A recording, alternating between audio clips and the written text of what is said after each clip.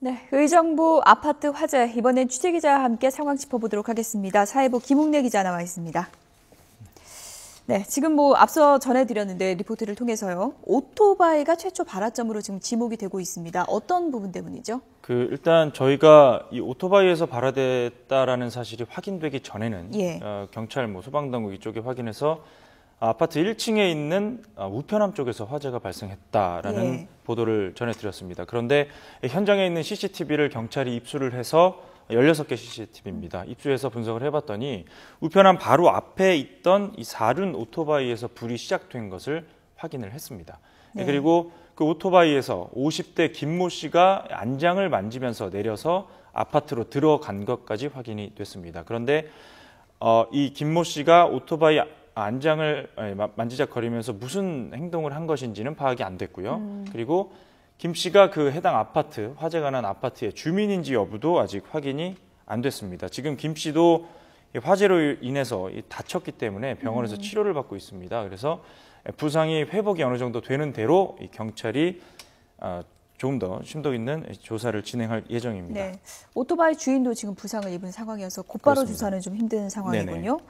그렇다면 이제 추정을 해볼 수밖에 없을 텐데요. 사륜 오토바이라고 하죠. 이 네네. 사륜 오토바이가 불이 시작됐다면 어떤 여러 가지 원인으로 좀 추정을 해볼 수 있을까요? 보통 자동차나 오토바이에서 불이 났을 때는 저희가 취재를 할 때 흔히 두 가지입니다. 첫 번째는 엔진 부분에서 문제가 있어서 자체적으로 불이 난 경우가 있고요. 그다음에 방화로 인한 화재도 있습니다. 지금 경찰 수사가 아직 초기 단계고 그리고 오토바이 주인에 대한 조사가 이루어지지 않은 상태이기 때문에 화재 원인에 대해서 저희가 단정해서 말씀드릴 수는 없겠지만 통상적으로 이 자동차, 오토바이 쪽에서 화재가 났다면 엔진 부분에서 화재가 났든지 아니면 방화로 인한 화재 이 두 가지로 압축이 좀 될 수가 있겠습니다. 네, 오토바이에서 어쨌든 시작된 불이 지금 건물 몇 채까지 지금 번지면서 대형 이제 화재로 번지게 된 것인데요. 이렇게 된 데는 지금 앞서도 저희가 짚어봤지만 스프링클러나 마감재나 여러 가지 원인이 지목되고 있는데요. 결정적인 원인을 몇 가지 더 꼽자면 어떤 게 있을까요? 일단 오토바이 부분에서 시작된 작은 불이 건물 4채를 집어삼켰습니다. 그리고 그 주민들이 175명인데 사상자가 104명입니다. 사실상 주민 대부분이 숨지거나 다쳤다 이렇게 말할 수도 있을 것 같은데요. 이렇게 화재 피해가 큰 이유 중에 하나는 화재 직후, 모든 화재가 마찬가지지만 화재 초기 대응이 가장 중요합니다. 20여 분쯤에 불이 났고 27분에 화재 접수가 됐고 33분에 소방관들이 도착을 했습니다. 그런데 뒤에는 열차 철로가 있었고요. 그리고 소방차가 진입할 수 있는 구간에는 차량들이 주차가 돼 있어서 진입을 못했습니다. 그래서 소방관들이 소방 호수를 들고 일일이 화재 현장에 가야 하는 어려움이 있었고, 그다음에 두 번째는 불이 1층에서 시작됐다는 부분이 이번 피해를 키운 원인 중에 중요한 부분입니다. 보통 불이 나면 1층으로 대피를 합니다. 지상으로 대피하는 게 화재 대피의 첫 번째 원칙입니다. 그런데 1층에서 불이 났고 또 오늘 불이 난 부분이 필로티라고 해서 1층이긴 하지만 사실 저희가 이제 오피스텔 건물이나 이런 데를 보면 흔히 볼 수 있는 주차장으로 쓰는 1층이 있습니다. 사방이 뚫린. 그리고 그 1층은 그 아파트 출입구랑 연결이 되는데 이 관련 법상 거기에는 방화문을 설치하지 않아도 됩니다. 그러니까 거기서 불이 나서 연기가 만약에 그 현관문이 열려져 있다면 순식간에 계단부로 연기가 들어갈 수 있는 거죠. 오늘 화재 상황이 바로 그런 상황이었고요. 그래서 1층에서 불이 나서 사람들이 지상으로 대피할 수 없었고 옥상으로 대피할 수밖에 없었다는 점, 그 부분이 화재를 키웠고요. 그다음에 저희가 여러 차례 지금도 영상이 나오고 있습니다만 지금 보십시오. 건물과 건물 사이를 저렇게 옮겨가고 있지 않습니까? 건물과 건물 아슬아슬한 사이가 그렇습니다. 건물과 마치 같은 건물인 것처럼 보이는데 건물과 건물 사이가 1m입니다. 그러니까 상식적으로 좀 이해가 안 가요. 보통 아파트 같은 경우에는 경계선을 기준으로 해서 3m 그러니까 아파트 간의 간격이 6m 떨어지게끔 규정이 되어 있는데 이 건물 같은 경우에는 상업지구에 지어진 복합 건물이다 보니까 30cm, 30cm 그래서 1m밖에 안 됩니다. 1m면 어른 보폭으로 한 걸음 정도거든요. 그러니까 불이 A라는 건물에서 불이 났을 때 인접해 있는 B 건물로 조금 바람만 불면 외장이 또 외장재가 쉽게 탈 수 있는 구조라면 그냥 뭐 바로 순식간에 옮겨 붙을 수 있었던 거죠. 현장 증언에 따르면 처음에 불이 난 아파트, 그리고 아파트가 지금 건물이 4채가 이렇게 있는데 예. 첫 번째 아파트에서 불이 시작했고 순식간에 4번째 아파트에서 불길을 봤다는 겁니다. 주민들이. 그러니까 얼마나 빠른 속도로 불이 번졌는지 알 수 오늘도 있죠. 바람도 세서 좀 악조건이 겹쳤다고 할 수 있겠죠. 네, 그렇습니다. 바람 방향을 타면 산불을 날 때 흔히 보지 않습니까? 예. 바람을 타면 불은 순식간에 바람 진행 방향으로 퍼지기 때문에. 그리고 좀 전에 이제 앵커께서 말씀하셨지만 스프링클러가 예. 제대로 작동이 됐다면 실내의 피해는 좀 줄일 수 있었겠죠. 근데 다만 스프링클러 설치 규정을 보면 건물 10층 이상부터 11층 이상부터 스프링클러를 설치하게 되어 있습니다. 그런데 네. 지금 저층부는 의무가 아닌가 보죠? 그렇죠. 지금 예. 이 건물이 10층짜리이기 때문에 예.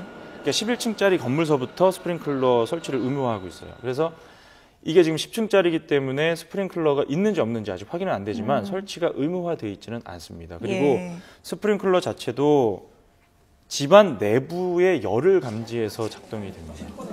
외부에서 시작된 1층 외부에서 시작된 화재가 집안으로 불이 퍼져서 열이 감지돼서 그때서야 스프링클러가 작동한다는 얘기인데 그때는 이미 연기로 인한 질식 부상이 많이 생긴 상태죠. 그래서 네. 스프링클러가 사실상 스프링클러 설치 규정이 너무나도 허술하다 이런 지적들이 많이 나오고 있습니다. 앞으로 뭐 이런 화재가 또 발생하지 않으리란 법이 없기 때문에 이런 조건에서도 화재가 번지지 않게 막을 수 있는 좀 그런 대책이 좀 필요할 것 같고요. 그렇습니다. 그리고 앞서 취재기자 현장 연결해서 좀 봤는데 이재민 상황이 궁금합니다. 지금 한겨울에 얼마나 지금 당황을 했겠습니까? 어떤 상황입니까? 지금 말씀하셨지만 이재민들 순식간에 토요일 날 아침 그렇죠. 평화로운 주말 예. 아침에 삶의 터전을 그냥 다 잃어버린 셈입니다. 지금 화면으로도 보셨지만 인근에 있는 초등학교 대강당에 텐트를 설치해 놓고 지금 잠시나마 지친 심신을 달래기 예. 위해서